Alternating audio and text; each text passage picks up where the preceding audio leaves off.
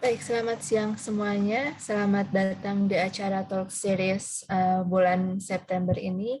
Sebelum dibuka acaranya, saya ingin menyapa Ibu Sri Fatmawati, PhD dari ITS selaku Presiden OAS Indonesia Chapter dan juga Ketua ALMI. Kemudian juga Ibu Dr. Ritma Leni dari UGM selaku Direktur Divisi Akademik OAS yang sudah menyelenggarakan monthly Talk Series ini.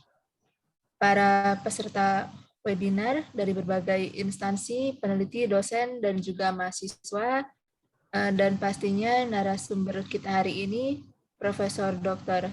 Yulietri dari Universitas Andalas Padang. Assalamualaikum warahmatullahi wabarakatuh. Semoga kita semua dalam keadaan sehat walafiat. Sebelum memasuki acara inti, kita akan memulai kegiatan hari ini dengan pemutaran lagu Indonesia Raya. Kepada operator, mohon dipersiapkan.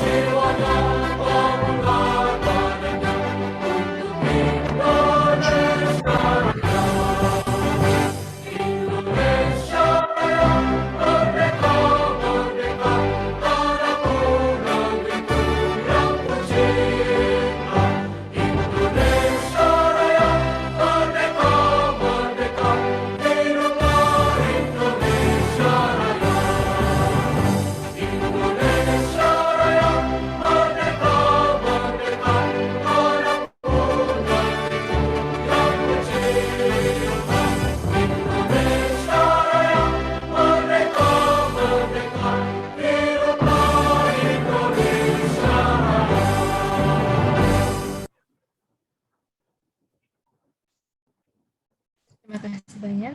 Beranjak kepada acara berikutnya, kami meminta Presiden OATS, Ibu Fatma, untuk memberikan sambutan dalam acara bulan ini. Silakan kepada Ibu Fatma, waktu dan Zoom saya persilahkan. Baik, terima kasih. Bismillahirrahmanirrahim. Assalamualaikum warahmatullahi wabarakatuh. Salam sehat semuanya, ibu-ibu, bapak-bapak, juga adik-adik yang sudah berkenan hadir di acara OAS Indonesia Talk Series yang kelima ini. Dan kali ini kita bersama dengan Ibu Profesor Yulietri ya dari Politeknik Negeri Padang. Beliau adalah profesor di bidang yang nantinya akan berbicara tentang bagaimana pemanfaatan limbah kakao ya. Dan hadir juga bersama kita di sini ya Mbak Osi, Dr. Osi Arutanti dari BRIN ya, ini baru ya badan ya badan baru ya Ibu Osi ya. Senang sekali kita sudah memasuki bulan kelima untuk OAS Indonesia Talk Series.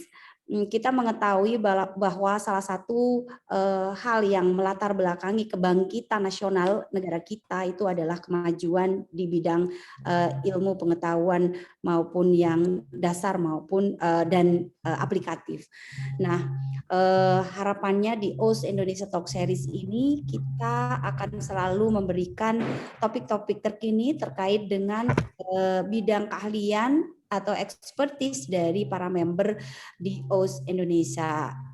Dan di sini juga kami mewakili para pengurus di OAS Indonesia juga divisi di bidang akademik ya, mengharapkan bahwa kegiatan ini akan memberikan dampak yang baik, yang seluas-luasnya untuk kita semua, untuk kemajuan ilmu di Indonesia, ilmu pengetahuan di Indonesia, dan juga untuk kebaikan kita bersama, di mana harapannya di OS Indonesia Talk Series ini kita mengetahui ekspertis dan membuka network seluas-luasnya.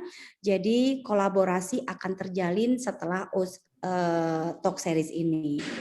Saya rasa itu yang dapat saya sampaikan. Terima kasih banyak kepada Ibu Ritma Leni yang sudah senantiasa menyusun ya agenda untuk Talk Series ini, juga para ibu-ibu dan mbak-mbak dari OS members yang sudah hadir. Semoga kita senantiasa sehat dan dapat melanjutkan karya untuk Indonesia. Terima kasih, saya akhiri. Assalamualaikum warahmatullahi wabarakatuh. Terima kasih banyak atas sambutan dan semangatnya. Semoga kontribusi ilmu kepada Indonesia. Amin. Baik, selanjutnya kami akan memutarkan profil OS Indonesia Chapter. Pada operator, mohon dipersiapkan.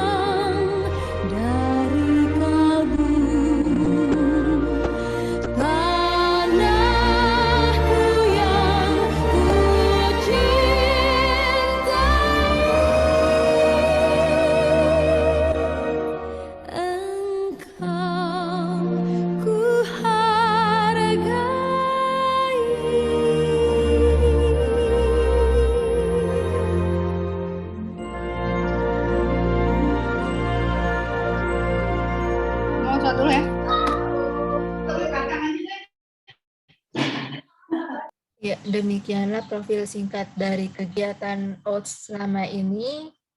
Jadi mungkin nanti dari peserta ada yang ingin bergabung bersama OATS Indonesian Chapter, dan nanti di akhir kami akan memberikan informasi bagaimana caranya. Oke, masuk pada acara inti hari ini. Kurang lebih 30 menit ke depan, narasumber kita akan memaparkan materinya dan dilanjutkan dengan sesi tanya-jawab sekitar 15 menit. Untuk sesi tanya-jawab, jika ada pertanyaan, peserta bisa mencantumkan pertanyaan di kolom chat atau bisa raise hand dan bertanya langsung kepada narasumber. Untuk topik siang ini yang kami akan angkat pada webinar adalah inovasi teknologi limbah kulit kakao untuk berkelanjutan. Sebelum saya mempersilahkan narasumber kita untuk memaparkan materinya, saya ingin membacakan CV singkat beliau. Profesor Dr. Yuli Yetri merupakan seorang pendidik dosen dari Politeknik Negeri Padang. Beliau menyelesaikan studi S1-nya di bidang kimia dari Universitas Andalas dan juga master di bidang material science dari Universitas Indonesia. Kemudian beliau menyelesaikan doktornya pada tahun 2015 dengan bidang material chemistry dari Universitas Andalas. Sama karirnya, beliau juga mendapatkan beberapa penghargaan internasional, di antaranya The Excellent Oral Award in the 5th International Conference on Chemical Material and Process in Klarampong University, Bangkok, Thailand. Kemudian pada tahun 2018, beliau juga menjadi the Best of the Best Award Team in Creative Competition in Politeknik Ibrahim Sultan Malaysia, juga menjadi the Best Standing Award di Malaysia, dan pada tahun 2017 beliau juga menjadi the Best Presenter Award in 19th International Conference on Environmental and Chemical Engineering di Universitas Tokyo, Jepang. Dari profil singkat beliau ini menunjukkan bahwa dimanapun kita berada, tetaplah untuk terus berkarya dan berprestasi. Baik, jika begitu, saya akan mempersilahkan Prof. Yuli untuk mempresentasikan materinya. Untuk Prof, persilahkan. Terima kasih, Bu Osi. Bismillahirrahmanirrahim. Assalamualaikum warahmatullahi wabarakatuh. Puji syukur kita panjatkan kehadirat Allah Subhanahu wa Ta'ala yang masih memberi kita kesempatan untuk bisa hadir bersama dalam acara webinar ini yang digagas oleh OATS Chapter Indonesia.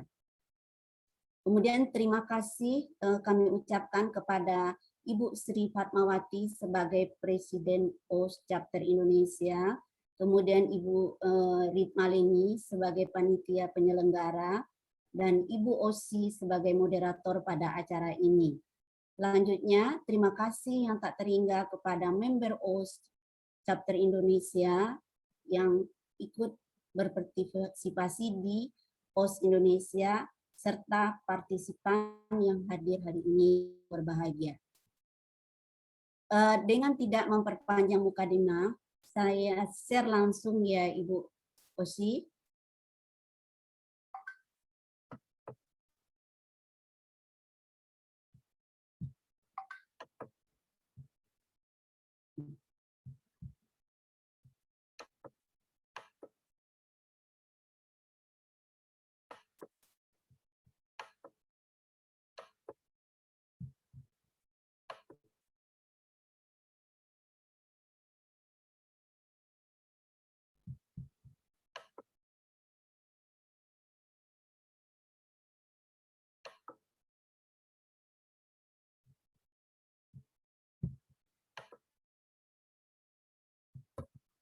Adapun topik yang akan saya bawakan hari ini adalah inovasi teknologi limbah kulit kakao atau Theobroma kakao untuk keberlanjutannya. Sebetulnya pada acara saat ini kita sebenarnya adalah sharing. Rasanya untuk saat ini tidak ada yang tidak kenal dengan teknologi untuk keberlanjutan dunia kulit buah kakao. Tetapi dari riset-riset yang sudah saya lakukan, saya ingin membagi kepada ibu-ibu dan bapak-bapak yang berpartisipasi siang ini apa saja yang sudah saya lakukan. Kalau bisa nanti setelah ini kita berkolaborasi bagaimana keberlanjutannya nantinya. Jadi ini rasanya ini semua sudah tahu dengan kulit buah kakao. Jadi kalau kita lihat kakao itu divisionya spermatofita, kemudian kelasnya adalah Dicotyledon, ordonya adalah Marvales, familinya ada Sterculiaceae, genusnya adalah Theobroma dan spesiesnya Theobroma kakao ya. Indonesia adalah negara penghasil kakao nomor 3 di dunia. Jadi di samping Ghana dan Pantai Gading, Indonesia itu penyumbang kakao itu sebanyak 13%-nya. Lainnya 12%-nya itu diisi oleh Kamerun, Brazil, Ekuador, dan Nigeria. Untuk saat ini, Indonesia produksi kakaonya sampai tahun 2019 itu sudah mencapai kalau 2021 sekarang udah di atas 1 juta. Ini grafiknya dapat sampai tahun 2019 itu masih sekitar 80%. Kalau 800.000 ton. Kalau kita lihat dari grafik ini limbahnya yang lebih banyak daripada produksinya kan gitu. Lalu dari limbah yang banyak ini apa yang bisa kita lakukan? Karena kalau limbah ini kita biarkan maka dia nanti akan merusak lingkungan di samping efek-efek lainnya. Kalau kita lihat penyebaran penanaman kakao di Indonesia itu didominasi oleh Sulawesi, Jawa Timur, Sumatera Barat, dan Lampung. Jadi kalau kita lihat ini grafik tabel daripada lahan pertanian kakao yang ada di Indonesia. Dari lahan tersebut, bila kita lihat yang mempunyai pengolahan kakao lanjutan ini, kalau kita lihat di peta ini adalah Sumatera Utara, Batam, Tangerang, Jawa Barat, Jawa Timur, Sulawesi Selatan, dan Sulawesi Tenggara. Nah, sementara ini baru usaha untuk mengolah biji kakao menjadi barang jadi. Jadi kalau kita lihat belum ada produksi yang mengolah kulit buah kakao itu menjadi barang jadi yang memang menjadi ikonnya Indonesia. Kalau kita lihat kalau kakao itu kita belah, dia hanya terdiri dari 3 bagian. Jadi bagian luarnya itu adalah kulit, kemudian yang putihnya itu disebut dengan plasenta, lalu yang di tengahnya yang menjadi coklat itu ada yang disebut dengan biji dan gitu. Nah, semua produk buah kakao itu sebetulnya penelitiannya sudah banyak dilakukan orang. Jadi ada yang untuk absorben dari kulitnya, ada yang untuk antioksidan, ada untuk inhibitor, ada untuk papan partikel, kemudian ada antibakteri dan sebagainya. Sudah banyak yang dilakukan orang. Seperti misalnya di Jember, itu kan ada khusus itu laboratorium untuk mengolah kakao dan kulit buah kakaonya.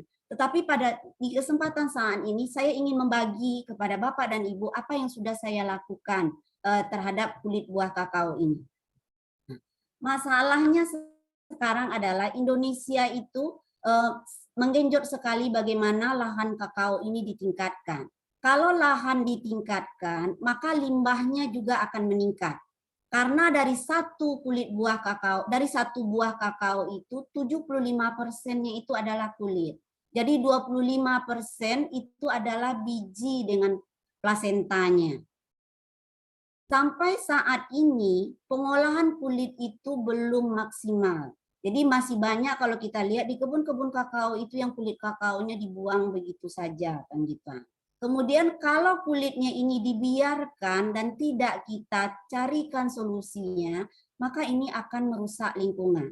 Sebetulnya sudah banyak publikasi kalau kita lihat publikasi untuk kulit buah kakao. Jadi kalau kita lihat ini ada beberapa publikasinya bahwa kulit buah kakao itu mengandung lignin yang tertinggi, kemudian ada hemiselulosa, kemudian ada selulosa dan ada alfa selulosa. Bila kita lihat ini secara umum, ini karbohidratnya memang tinggi kan gitu. Kalau karbohidratnya tinggi, ini bisa kita jadikan sebagai absorben. Tapi dari riset yang saya lakukan, sebahagian besar dari kulit buah kakaonya itu adalah mengandung senyawa-senyawa dengan berat atom tinggi, kan gitu. Jadi dari fitokimia yang sudah dilakukan, jadi kulit buah kakao itu mengandung flavonoid, kemudian fenolit, yang banyaknya itu saponin, alkaloid, dan tanin. Dan jumlah kecilnya ada terpenoid dan steroid. Analisa lanjutan yang sudah dilakukan dengan GCMS setelah diekstrak, ya. Jadi sebetulnya tujuan saya pertama kali mengekstraknya itu adalah untuk menjadikannya sebagai inhibitor korosi yang dalam pikiran saya nanti bisa untuk memperbaiki sifat mekanik dari logam. Kenapa begitu? Karena kalau kita minum coklat, maka rasanya kita nyaman setelah minum coklat.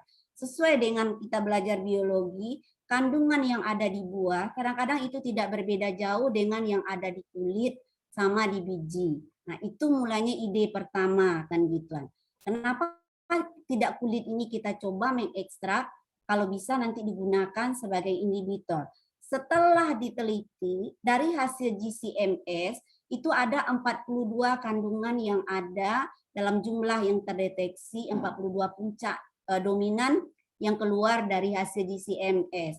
Kemudian setelah dilakukan vaksinasi lagi, kemudian dianalisa lagi dengan LCMS, muncul 10 senyawa. Jadi kalau kita lihat 10 senyawa ini rata-rata adalah berat molekul tinggi dia, yang memang punya gugus heteroatom.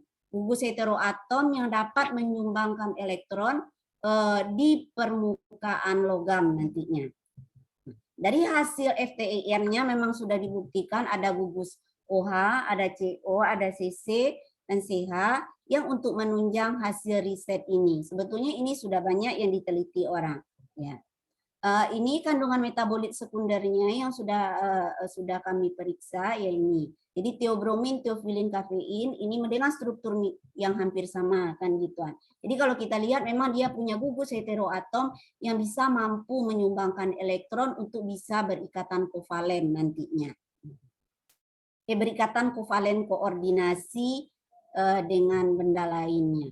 Setelah dicoba melakukan untuk inhibitor korosi, memprotek atau memperlambat laju korosi di permukaan logam, itu saya lakukan sampai konsentrasi 2,5%. Ternyata memang penambahan ekstrak kulit buah kakao itu mampu memperlambat laju korosi. Ya, dengan efisiensi yang diperoleh itu sampai 96%. Ini saya lakukan untuk baja lunak mistil.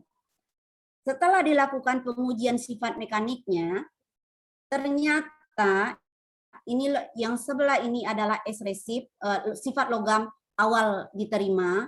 Setelah ini media korosifnya dipakai ACL, maka sifat mekaniknya itu mengalami penurunan.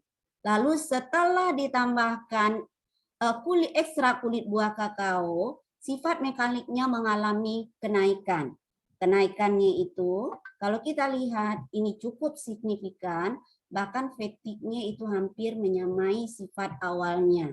Jadi kekerasannya yang awalnya misalnya 90, lalu turun di media korosif, berangsur-angsur naik lagi setelah ditambahkan dengan ekstrak kulit buah kakao.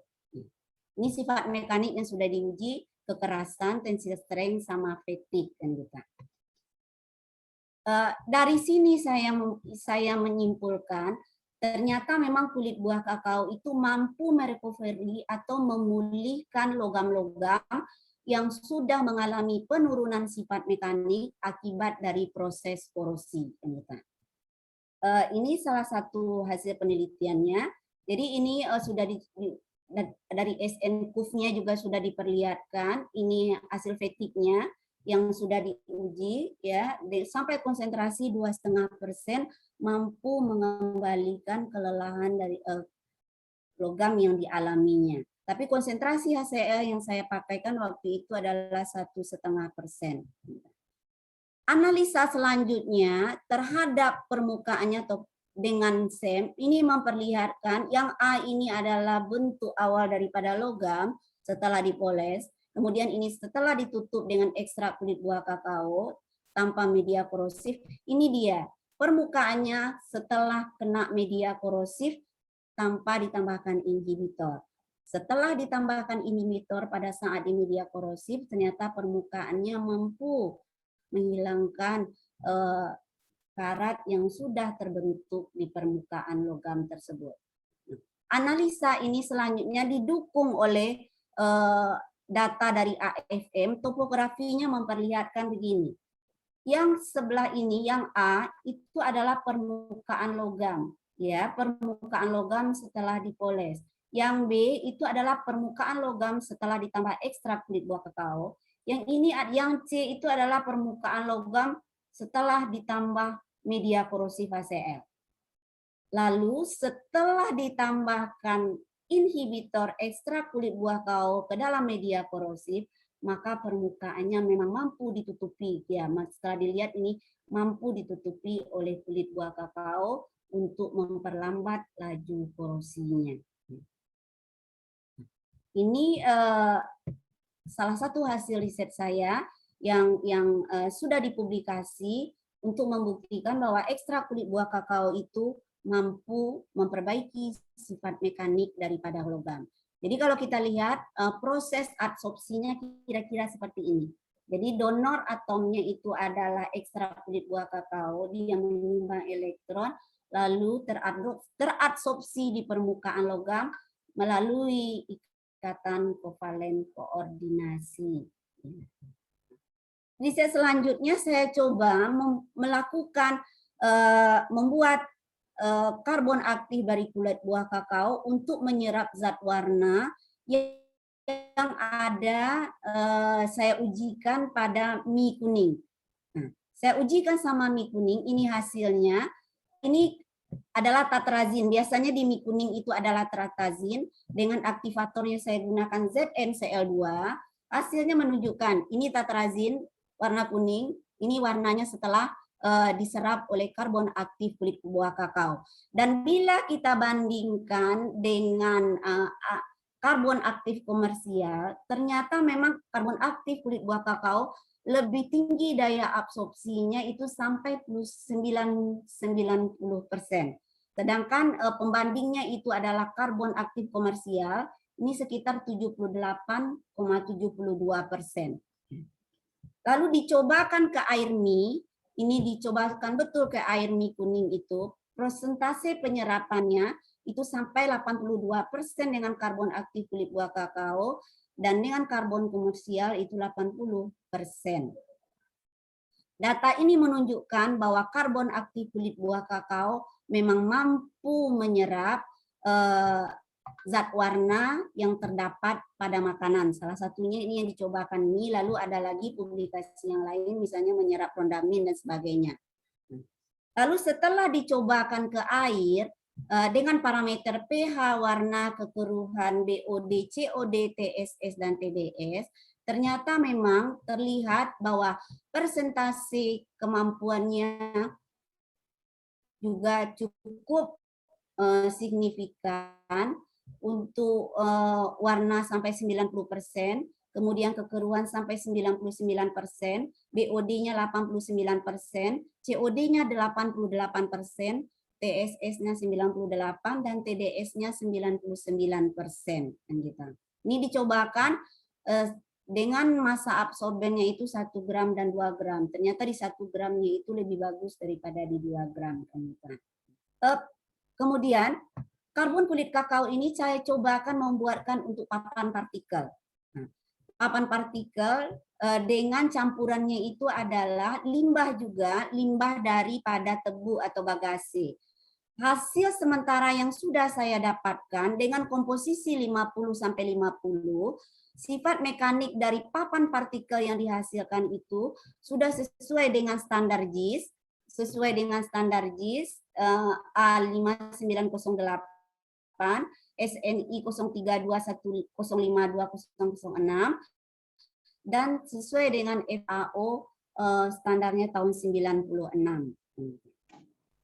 Nah, riset yang terbaru yang sudah saya lakukan, karbon aktif itu saya lanjutkan menggunakannya sebagai elektroda superkapasitor. Dilihat dari kurva histerisisnya, terlihat memang kulit buah kakao yang karbon aktifnya dibuat dengan aktivator KOH pada temperatur 700 derajat Celcius dengan konsentrasi 0,3 molar dan 0,4 molar dari KOH-nya yang sudah saya cobakan, ternyata mampu menghasilkan kapasitansi sampai 141 farad kan gitu. Bila dibandingkan dengan material-material organik lainnya seperti dengan kulit pisang, kemudian sisap ngatam, dengan bambu, dengan pandanus dan Terminalia cataphyllus, untuk sementara trio berma kakao berada lebih tinggi kapasitansinya. Di sini saya melihat kemungkinan besar karbon aktif kulit buah kakao ini bisa dijadikan sebagai elektroda, bahan dasar elektroda superkapasitor. Pada kesempatan penelitian ini, saya membagikan hasil riset saya kepada Bapak dan Ibu semua. Saya sudah mempunyai roadmap. Ini saya bagikan kepada Bapak dan Ibu. Mudah-mudahan Bapak dan Ibu bisa berkolaborasi. Karena permasalahannya begini, saya mengajarnya di D3 Bapak dan Ibu. Jadi saya memang tidak punya mahasiswa yang khusus yang bisa melakukan seperti misalnya Bapak dan Ibu di universitas yang memang mempunyai mahasiswa S1 dan S2-nya kan gitu. Jadi seperti Ibu Kusparini kemarin memang dia punya mahasiswa lanjutan. Tetapi saya punya ide kan, dan saya punya roadmap yang sudah saya buat yang khusus untuk penelitian dasar superkapasitor sampai tahun 2022. Ini roadmap-nya Bapak dan Ibu. Dan ini sudah mendapat beberapa funding ya gitu. Mungkin ini perlu lanjutannya nanti lagi bagaimana bisa menindaklanjutannya semoga ini bisa menghasilkan suatu produk yang memang bisa digunakan oleh masyarakat. Ini salah satu roadmap dari penelitian yang saya punya, yang saya konsisten menjalankannya sampai saat ini. Kemudian untuk roadmap khusus untuk superkapasitor, ini saya punya roadmap tersendiri. Angan-angan saya tahun 2026 itu punya produk superkapasitor kan gitu, yang bisa digunakan oleh masyarakat Indonesia sebagai penyimpan energi kan gitu. Memang di Indonesia sampai saat ini yang setahu saya belum ada lagi mungkin industri tentang superkapasitor. Tapi kalau kita lihat dunia sekarang itu sudah mulai mengarah menggunakan superkapasitor sebagai penyimpan energinya kan gitu. Jadi saya memang berharap bagaimana angan-angan ini bisa dijalankan, bisa dilaksanakan, mendapat masukan dari Bapak dan Ibu ya. Saya mungkin tidak akan bisa bekerja sendiri tanpa dengan bantuan dan masukan dari Bapak dan Ibu semua. Ini sekilas hasil riset dan beberapa riset yang sudah saya kembangkan, yang sudah dipublikasikan. Saya ingin hasil riset ini tidak cuma berupa publikasi saja, kalau bisa hendaknya bisa dihilirisasi sehingga menghasilkan produk-produk murah yang memang berguna untuk masyarakat. Jadi harapan saya kulit buah kakao yang menumpuk banyak dengan produksi yang memang meningkat sekarang mampu kita manfaatkan, mampu kita olah sehingga menghasilkan sesuatu yang berguna. Sekian presentasi dari saya hari ini. Saya sangat berharap sekali ada masukan dari Bapak dan Ibu sehingga kita bisa berkolaborasi atau bisa menghasilkan sesuatu yang berguna untuk bangsa ini. Terima kasih. Assalamualaikum warahmatullahi wabarakatuh.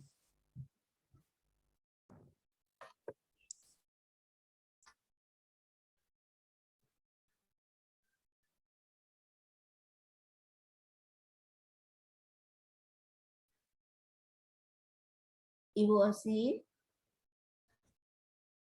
Iya.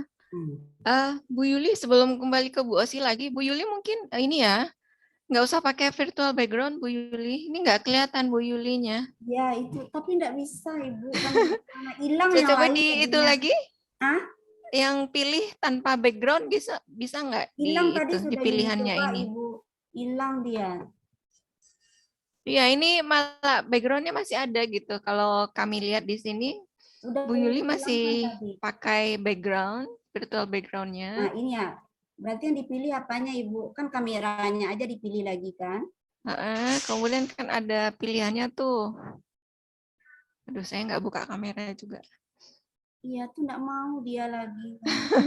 Soalnya kita nggak bisa lihat wajahnya Bu Iya, Yuli di sini. dia kan kamera aja dipilih lagi, enggak Bu, sudah kan gitu. Jadi nggak era memang sinyal di Politeknik lagi jelek juga sekarang. Oh, gitu. Bu Yuli, jika diizinkan saya bantu, Iya. setelah pilih kamera, Ibu pilih choose virtual background, lalu nanti Ibu pilih yang tulisannya none, yang tidak. Ibu klik itu. Iya, tapi tidak keluar Ibu, kan sudah dipilih ini kamera, nggak mau keluar kan gitu. Oke. Nggak mau keluar. Ya.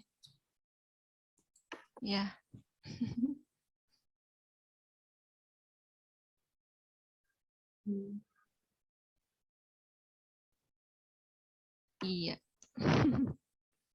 Gak apa-apa lah Ibu, nggak lihat wajah Yuli. Dia Ya. ngomong ini bermasalah dari tadi ya, udah dipilih kameranya. Baik Bu, Iya. kita lanjut saja ke sesi diskusi. Iya. Ini saya akan ada pertanyaan di kolom chat.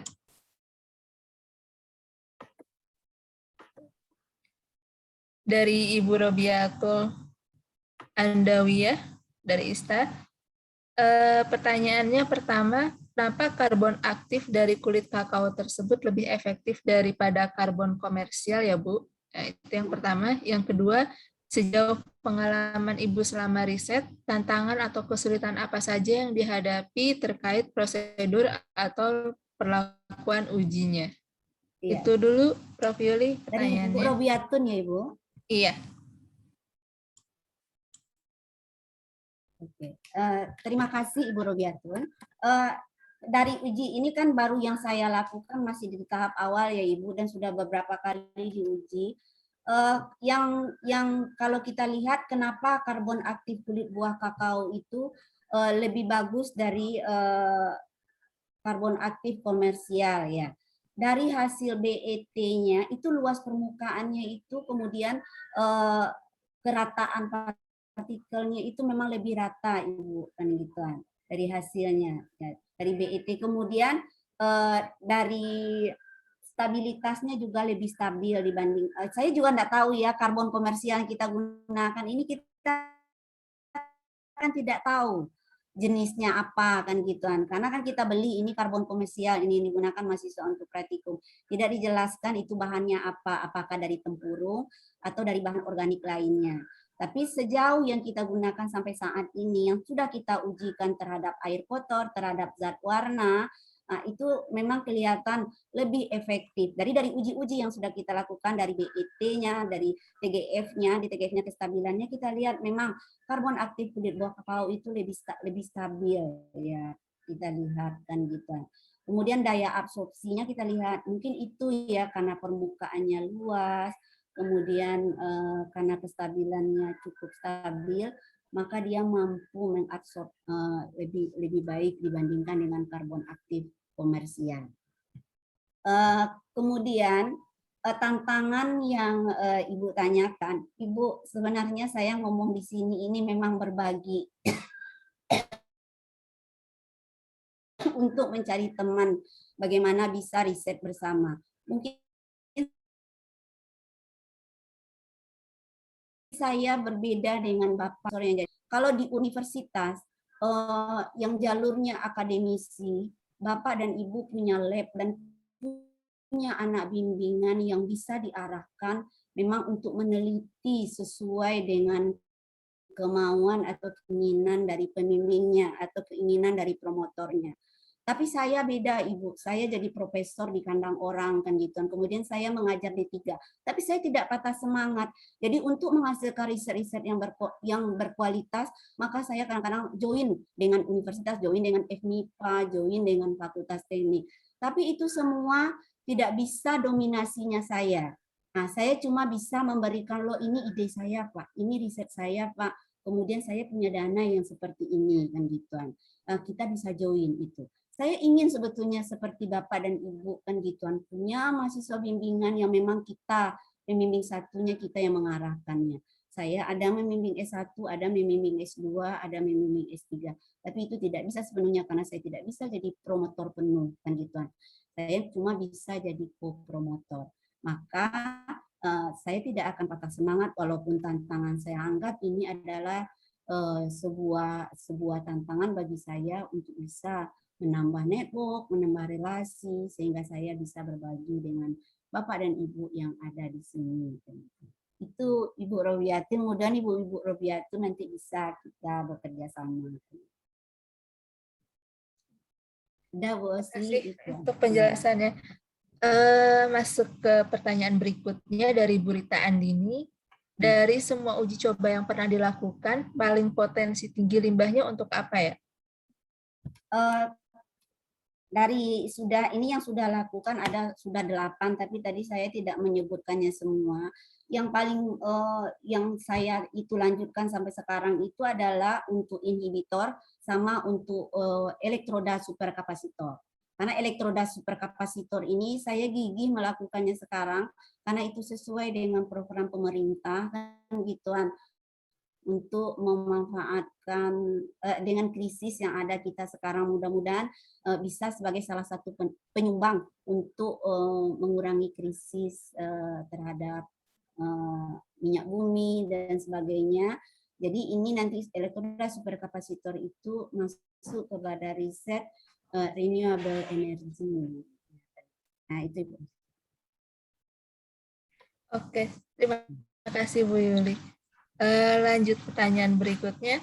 Bagaimana cara mengetahui kandungan lignin selulosa dan kimia selulosa dalam kulit buah kakao? Terus bagaimana karakterisasi senyawa metabolik sekunder? Saya kan kalau untuk apanya itu kan di fitokimianya sudah ada tadi dituliskan, mungkin semua orang organik itu sudah tahu gimana karakterisasinya, mana prosesnya. Jadi dari kalau untuk yang fitokimianya itu kan karakterisasi awalnya ya, jadi dari buahnya yang digunakan reagen-reagen tersebut. Lalu untuk metabolit sekundernya itu memang kita bekerja sama dengan orang lab organik Ibu untuk kespesifikannya dan orang farmasi untuk melihat senyawa-senyawa metabolit sekunder yang ada tersebut. Jadi dari 8 ya Ibu Oci yang sudah saya lihatkan tadi itu memang bekerja sama dengan orang organik Ibu, melalui lab organik saya lakukan itu. Untuk syarat inhibitor yang baik itu apa saja ya Bu? Syarat inhibitor yang baik itu yang pertama itu mampu stabil dan mampu bertahan untuk jangka waktu yang cukup lama. Kemudian mengandung gugus heteroatom. Jadi senyawanya yang pertama itu harus mengandung gugus heteroatom. Jadi kalau kita menggunakan senyawa-senyawa organik harus mengandung gugus heteroatom. Itu faktor utama yang harus ada agar dia bisa menjadi inhibitor organik. Karena inhibitor bukan inhibitor organik, inhibitor anorganik kan juga ada. Tapi kita ingin mempopulerkan inhibitor organik. Kenapa? Karena inhibitor organik itu di samping belinya mahal, kemudian dia beracun. Kalau inhibitor organik ketersediaannya di limbah banyak, di alam, di limbah pertaniannya banyak, kemudian dia lebih ramah lingkungan. Nah, begitu Ibu Osi. Ada lagi pertanyaan dari peserta? Mungkin ingin bertanya langsung kepada Bu Yuli juga dipersilahkan. Ini juga ada pesan dari Bu Neni, dari BRIN. Semangat selalu untuk Prof. Yuli. Ya, sangat menarik sekali Prof. Yuli pemaparannya pemanfaatan kulit limbah kakao ya, dan ternyata aplikasinya juga cukup banyak, baik itu untuk lingkungan, energi, dan lain-lain. Pertanyaan saya, apakah sudah ada industri yang tertarik dengan penelitian ini, Bu? Dari sekian banyak kerjasama yang sudah dilakukan? Oh, kalau sampai saat ini mah belum ada, Ibu, kan gitu. Yang sudah kita patenkan itu kan ada 3. Yang inhibitor ini patennya udah kita patenkan, cuma belum ada industri yang memang melirik untuk itu. Kan. Tapi sudah kita patenkan apa yang kita dapatkan, kan gitu. Kemarin seperti papan partikel yang kita buat itu tujuan utamanya adalah untuk meredam suara. Ternyata hasil tujuannya untuk meredam suara, ternyata papan partikel yang dihasilkannya itu lebih bagus untuk kondisi di luar ruangan, dan gitu, Ana. Bukan untuk peredam suara. Jadi hipotesa awalnya kita untuk peredam suara, ternyata lebih bagus dia karena dia mempunyai high density tinggi. Untuk di luar yang lebih bagus digunakan papan partikel gitu. Berarti penelitiannya masih skala lab ya, Bu ya? Ya, masih skala lab, Ibu, kan gitu, Ana. Dan kerjasamanya pun masih sebatas di Universitas Andalas ya, Bu? Belum keluar dari situ? Ada kita keluar, ada, Bu, dengan UNRI kita ada bekerja sama dengan fakultas tekniknya, kan gitu. Tapi ya sebatas riset kita baru bekerja sama. Mungkin ada pertanyaan lain dari peserta? Ibu Osi izin bertanya. Iya, silakan. Ya, mungkin karena ini saya Yanti, Ibu. Karena ini sifatnya sharing, jadi mungkin melanjutkan pertanyaan dari Ibu Osi tadi, mungkin bukan ke Prof. Yuli, melanjutkan pertanyaan dari Ibu Osi tadi, barangkali Bapak Ibu dari BRIN bisa sharing juga. Jika kita sudah memiliki penelitian begitu ya Ibu, dan kemudian kita ingin mencoba mendapatkan mitra dari industri misalnya, atau misalnya dari bagaimana kita membawa hasil penelitian itu keluar begitu, terutama bagi universitas-universitas atau penelitian yang dari daerah. Nah, itu kurang lebih caranya seperti apa, Ibu? Barangkali Bapak dan Ibu yang pernah punya pengalaman, atau Ibu Osi dan teman-teman di BRIN bisa sharing mengenai hal ini. Demikian, Ibu Osi. Terima kasih banyak, Bu Andri. Aduh, kalau pengalaman saya ini masih sangat kurang, jadi saya kurang paham ya Pak, bagaimana cara membawa hasil riset ini ke industri. Mungkin di sini ada yang bisa bantu menjelaskan, Bu Neni mungkin, atau Bu Amanda yang sudah lebih jauh malang melintang nih bersama industri. Oke, kalau boleh saya boleh urun rembuk? Boleh, silakan Bu. Oke, ya terima kasih nih Mbak Osi, Bu Yuli, dan kawan-kawan semua. Sebenarnya topiknya ini sangat menarik, dalam arti ini bisa dikeroyok untuk sesuatu yang lebih realistis ke arah industri. Jadi oke, skala labnya sudah oke, teruji, semua sudah teruji. Tapi begitu kita berpikir mengenai bagaimana ini membuat skalanya scale up yang lebih besar, minimal ke arah prototyping. Nah, ini perlu dikeroyok rame-rame. Kalau saya melihat satu persoalan bahwa limbah ini cukup besar, tadi sudah dibilang. Bagaimana kita bisa menyelesaikan persoalan limbah ini dulu? Minimal katakanlah pulp ini bisa menjadi semi dry pulp katakanlah. Nah, sehingga saya melihat sebenarnya itu sangat degradable sekali kan. Nah, tetapi untuk bisa membuat itu bisa diekstraksi dan sebagainya membutuhkan membutuhkan bahan yang kering tentu. Kalau nggak kering itu menjadi tidak ekonomis, lupakan saja. Itu untuk skala lab menarik. Tapi untuk skala industri nggak ada yang tertarik. Ya, jadi satu, teman-teman yang dari teknologi pertanian bisa masuk tuh di situ, bagaimana membuat pengeringan yang sederhana tetapi bisa menghasilkan pulp yang kering. Katakanlah mekanik pertama dipres dulu, pressannya masuk. Kalau saya orang biogas, masuk ke biogas, jelas menghasilkan energi. Panasnya mungkin bisa dikembalikan, itu untuk pengeringan. Nah, begitu udah pengeringan itu mau dia menjadi produk yang sangat minimal, yaitu coal, active coal misalnya, itu sudah mengangkat harga. Kemudian untuk diekstraksi itu juga akan lebih mudah dan lebih terjaga kualitasnya tentu kalau bisa mendapatkan kadar kering tertentu. Saya berpikirnya adalah di tingkat petani bahwa ini satu langkah, mungkin langkah kecil lah, pengeringan saja, press dan pengeringan. Itu akan menghasilkan nilai tambah yang bukan main bagi petani. Nah, bagi peneliti itu akan lebih menarik. Kita nggak usah berpikir dari bahan mentah, tapi sudah berpikir bikin prototyping untuk yang semi kering ini. Nah, itu udah bisa mau diekstrak macam-macam, mau diekstrak antioksidannya, mau diekstrak itu tadi yang Bu Yuli dan sebagainya. Nah, itu kalau bisa kita keroyok. Nah, sebenarnya kalau dana gampang, LPDP menyediakan untuk itu 2M kan lumayan. Ya, untuk tapi harus ke prototyping dulu. Nah, untuk ini tentu kita kerjasama dulu saja, mungkin nggak berpikir mengenai yang cari dana dulu, tapi kerjasama, kita saling kerjasama dulu paling mudah itu secara cepat, baru setelah itu diajukan ke LPDP misalnya, itu bisa jalan. Itu sekedar urun rembuk saja. Terima kasih. Terima kasih banyak sharingnya Bu Neni. Ada yang lain yang ingin menambahkan atau sharing?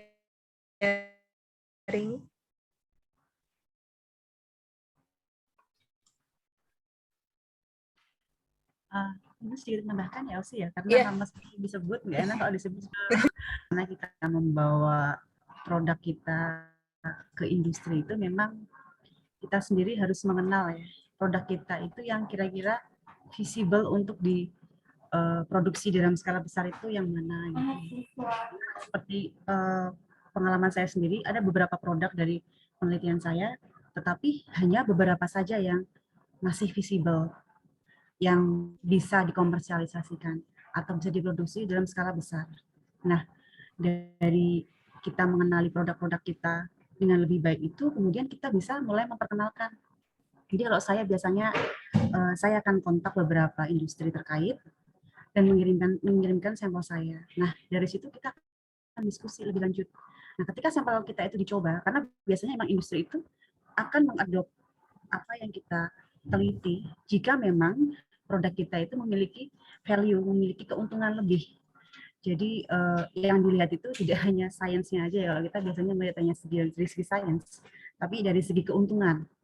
Keuntungannya apa itu pasti yang harus kita siapkan ya. Jadi dari segi prosesnya itu mudah diaplikasikan, mudah diproses, kemudian harganya juga harus bersaing ya dengan yang mau kita setarakan. Misalkan kalau tadi seperti karbon aktif ya, tadi saya agak telat tadi masuknya. Nah itu mungkin bisa dilihat gitu ya, mana yang kira-kira harganya mampu bersaing atau enggak. Nah dari situ pengalaman saya kemudian karena jika ada ketertarikan antara kita dengan industri terhadap kita juga dua-duanya sepaham, kemudian kita akan membuat yang namanya PKS gitu, perjanjian kerjasama yang di situ kita memiliki satu kesepahaman. Jadi apa yang mau kita capai. Nah dari situ nanti kita bisa melakukan studi pasarnya seperti apa dengan produk yang kita gunakan. Nah kemudian bisa menuju ke lisensi dan sebagainya. Jadi itu kalau pengalaman yang bisa saya sharing sih dari apa yang sudah kita kembangkan di Pusat Penelitian Kimia LIPI. Itu yang bisa saya tambahkan. Terima kasih.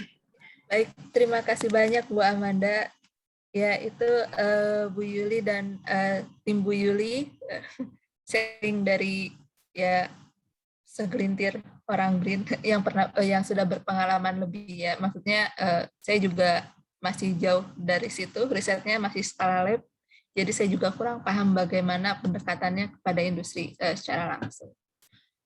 Penelitiannya memang sangat menarik, apalagi terkait adsorben, karena mungkin saya juga salah satu topik penelitian saya ke lingkungan ya, fotokatalis, dan biasanya juga suka menggunakan adsorben untuk katalis materialnya. Mungkin ke depannya kita bisa bekerja sama juga Bu Yuli, pemanfaatan kulit coklat ya. Ada lagi dari peserta yang ingin bertanya atau menambahkan, atau dari member OS, atau sharing dari tim Bu Yuli dan yang lain juga? Kayaknya ada di chat yang baru tuh, Bu Osi. Oh iya. Ini pertanyaan dari Pak Asranuddin. Penelitian terkait kakao sangat luas, diantaranya biomasa kulit, NIB, isolasi bakteri, asam asetat untuk keperluan fermentasi, isolasi enzim, hingga pengembangan produk coklat. Ini informasi aja maksudnya apa gimana? Artinya ini penjelasan tambahan. Oh iya. Oh, banyak penelitian yang terkait. Oke.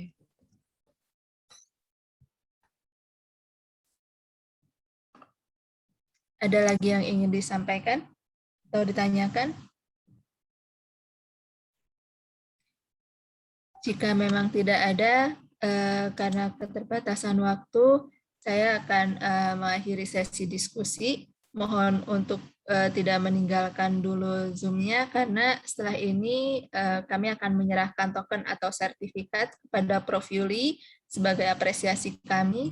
Token akan diserahkan oleh Ibu Fatma selaku Presiden OAS Indonesia Chapter, dan juga setelah ini kami akan memberikan beberapa informasi penting lainnya. Kalau begitu, saya meminta tolong pada Ibu Fatma untuk memberikan token atau sertifikat kepada Prof. Yuli.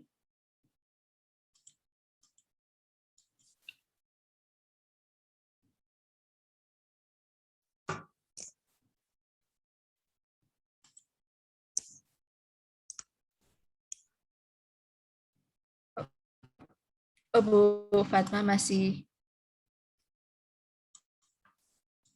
ada kegiatan. Kalau begitu, sebelum kita pembagian token kepada Prof. Yuli, kita sesi foto dulu saja. Mohon di-on-kan kameranya semua. Mungkin Prof. Yuli itu ya nggak pakai filter background kali ya, Prof. Biar kelihatan wajahnya. Tapi nggak bisa kembali, Ibu. Maaf, Itu sinyalnya nggak stabil, nggak bisa kembali. Gimana nih, Bu? Pandu D1. oh ya, di stop video itu Ibu bisa diklik, kemudian di choose virtual background. Nah, itu pilih yang paling atas sendiri yang non. Ini susah sekali keluarnya menunggu dulu, Ibu. Nah, pilih yang non, Ibu. Iya, iya. Tarik tadi ya. Tadi hadir juga Bu Neni. Bisa, Bu? Ya, oke. Nah, jadi terlihat jelas ya.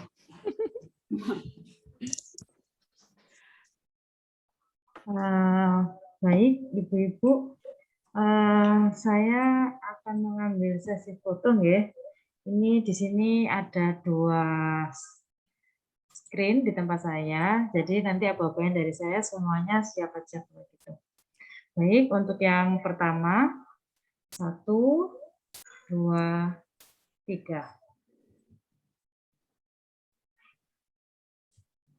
Baik, untuk yang kedua, 1, 2, 3. Baik, terima kasih. Saya kembalikan kepada Bu Osi. Silakan Bu Osi.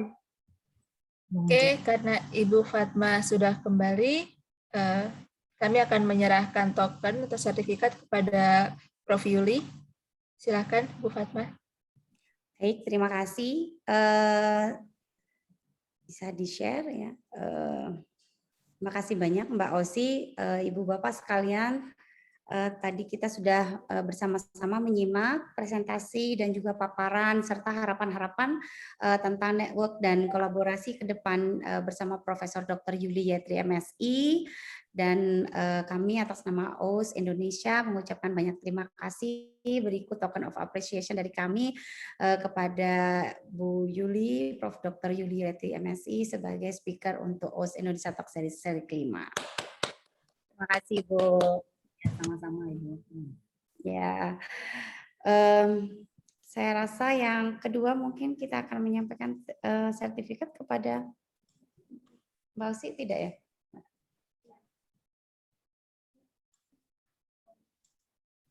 Oke. Dan pada kesempatan ini izinkan saya menyampaikan apresiasi yang sebesar-besarnya kepada host kita yang sangat fresh, cantik, dan luar biasa talented ya dari BRIN, Mbak Dr. Eng Osia Arutanti MSI. Terima kasih banyak yang sudah berkenan menjadi moderator untuk host Indonesia Talk Series kelima ini. Terima kasih Mbak Oci. Oke.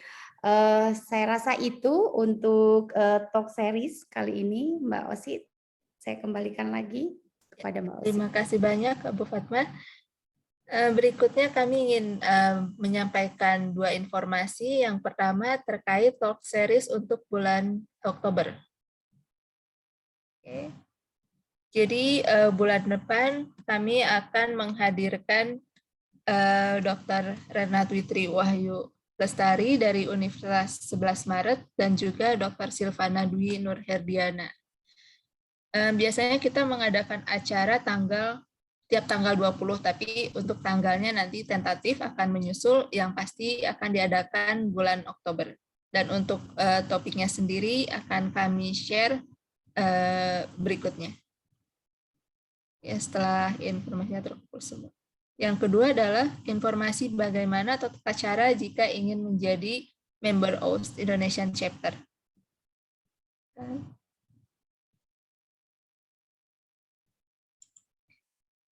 Baik, sekian acara Talk Series bulan ini. Tentunya semoga harapan dan tujuan dari Talk Series ini bisa bermanfaat, bisa membangun kolaborasi riset yang lebih besar lagi di antara peneliti-peneliti di Indonesia, baik antar lembaga penelitian, universitas, dan lainnya. Ya, semoga riset ini tidak hanya sekedar sampai skala lab saja, tapi juga benar-benar bisa dimanfaatkan dari Indonesia untuk Indonesia. Sekian, saya tutup. Sekali lagi terima kasih banyak atas waktu dan kesempatannya kepada Prof. Yuli yang bersedia memaparkan materi atau sharing, sehingga kita jadi lebih banyak tahu lagi tentang limbah kulit kakao, juga kepada Presiden OST Indonesian Chapter, juga kepada Bu Leni, pada para panitia di belakang layar yang sudah meluangkan waktunya mempersiapkan acara ini, dan juga untuk para peserta semuanya. Semoga kita bisa bertemu lagi di lain waktu di hari yang lebih baik lagi. Wassalamualaikum warahmatullahi wabarakatuh. Waalaikumsalam warahmatullahi wabarakatuh. Terima kasih Mbak Osi. Ibu Fat, terima kasih. Bu Leni. Iya, sama-sama. Ramah tamah boleh loh kalau mau ngobrol-ngobrol. Iya. Lanjutkan lagi. Boleh, silakan.